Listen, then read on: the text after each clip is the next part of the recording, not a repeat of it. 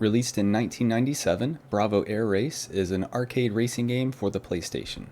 It was developed by Metro Corporation and is also known as Recipro Heat 5000 in Japan or simply Air Race in Europe.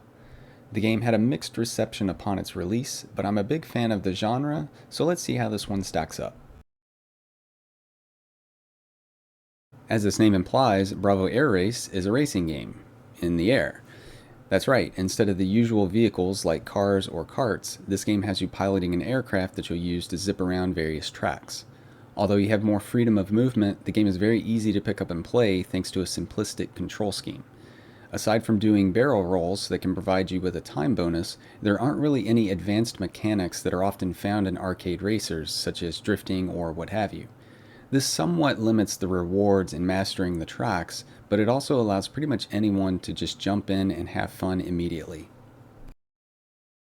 To keep you on course, the game provides a race line of sorts that helps guide you through the tracks. Additionally, the game will gently adjust your altitude to try and keep you in the aforementioned race line. That being said, it's still possible to crash into walls, the ground, or just fly out of bounds, so to speak. Since you're primarily flying through areas that don't have any sort of overhead obstruction, the game will detect if you stray too far from the action and will in turn immediately slow your plane down. This may sound like a nuisance, and it kind of is sometimes, but for the most part it's not too difficult to stay on course and becomes less of an issue as you memorize the track layouts. The setup in Bravo Air Race is similar to games like Ridge Racer and Daytona USA, where you simply select a vehicle and a track and you're ready to go. There isn't any sort of championship or career mode, so the single player mode is very loosely structured.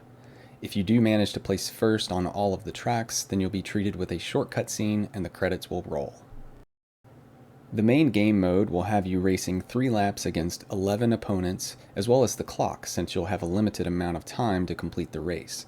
Much like other arcade racers, you'll have a chance to increase your available time by reaching various checkpoints. I observed very little variation in the computer opponents, and it always seemed like a foregone conclusion that I would win the race if I could put together a solid run and avoid smashing into too many objects along the way.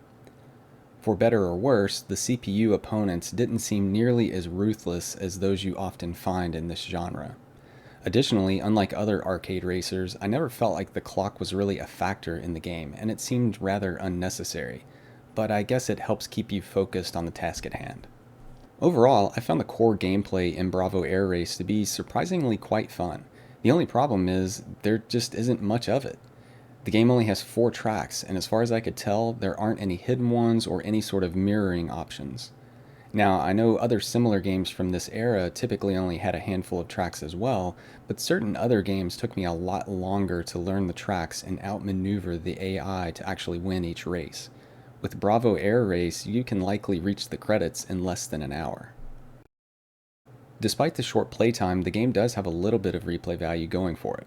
First off, there are 10 planes you can choose from, all with varying statistics that did seem to alter the gameplay enough for them to feel different to some degree. There are also a couple of hidden planes, but I think they're accessible only through a cheat code. In addition to the main single-player mode, there's also a time attack mode and a 2-player mode to sort of round out the experience. Outside of the gameplay, Bravo Air Race is a bit of a mixed bag in terms of its technical prowess. The graphics look decent enough for 1997 and the frame rate is solid, but there's a catch. In order to achieve such a smooth experience, the game has some very poor draw distance. This is another thing that's common for the era, but it seems significantly worse than what I'm used to.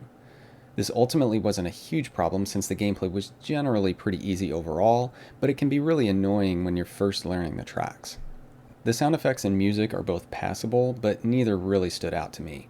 The soundtrack sort of reminded me of Ridge Racer, but nowhere near as good or as expansive. In the end, I found Bravo Air Race to be a good, but not great, arcade racing game. It's generally a fun game, and flying airplanes is certainly a nice change of pace, but at the same time, it just seems to lack a certain something to help elevate it to be a hidden gem. If I had paid full price for this game in 1997, I would have certainly been disappointed after finishing the game in an afternoon. But now, over 20 years later, the game is relatively inexpensive and should only set you back about $10 for a complete copy. At that price point, the short playtime is a bit more palatable, especially since the gameplay itself is fun and might be something you'll want to revisit from time to time. The original PlayStation is loaded with great racing games, and Bravo Air Race may not be on the top tier, but it might be worth checking out if you're a fan of the genre looking for something a little different beyond the big names out there.